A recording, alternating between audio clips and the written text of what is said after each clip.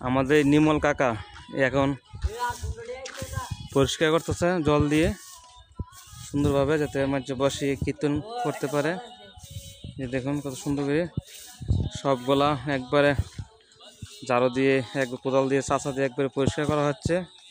এই যে একদম ছোটো ভাই আমাদের খুব পরিশ্রম করছে আজকে অনেক বিশাল।